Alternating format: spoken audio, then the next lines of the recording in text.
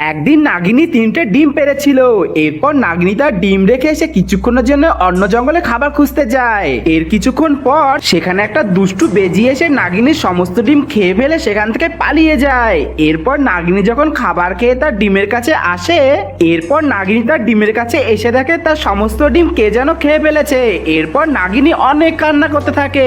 নাগিনের কান্না শুনে সেখানে একটা মায়াপরি আসে। এরপর ওই মায়াপরি নাগিনকে বলে, তুমি কেঁদো না নাগিন, তোমার ডিম আবার আগের মতো হয়ে যাবে। তো একদিন টুনির ছানা টিঙ্কু জঙ্গলের মধ্যে খাবার খুঁজতে আসে, আর ঠিক তখনই সেখানে একটা কালনাগ এসে টুনির ছানা টিঙ্কুকে কামড়ে দিয়ে সেখান থেকে পালিয়ে যায়। এরপর কালনাগের বিষে টুনি ছানা টিঙ্কু সারা শরীর নীল হয়ে যায়। আর ঠিক তখনই সেখানে টুনি চলে আসে। টুনি এসে দেখে টিঙ্কু মরে পড়ে আছে। এরপর টুনি অনেক কান্না করতে থাকে।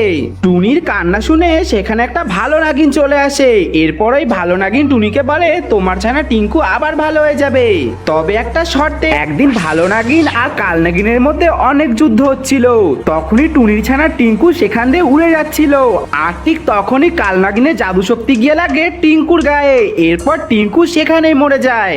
আর ঠিক তখনই টুনি এসে সেখানে পৌঁছায়। এরপরে টুনি তার বাচ্চাকে হারিয়ে অনেক কান্না করতে লাগে।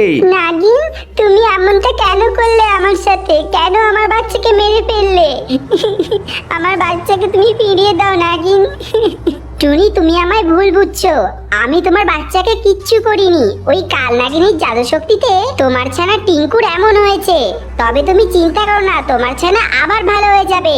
যারা এই ভিডিওটাকে দেখছে সবাই যদি ভিডিওটাকে লাইক করে। একদিন রাতে আকাশ থেকে নেমে আসে এক দুষ্টু এলিয়েন শিপ। সেদিনের পর থেকে টুনিদের জঙ্গলে প্রতিদিন রাতে দুষ্টু এলিয়েনগুলো পাখিদের বাসা সহ ডিমগুলো অদৃশ্য করে নিয়ে যাচ্ছিল।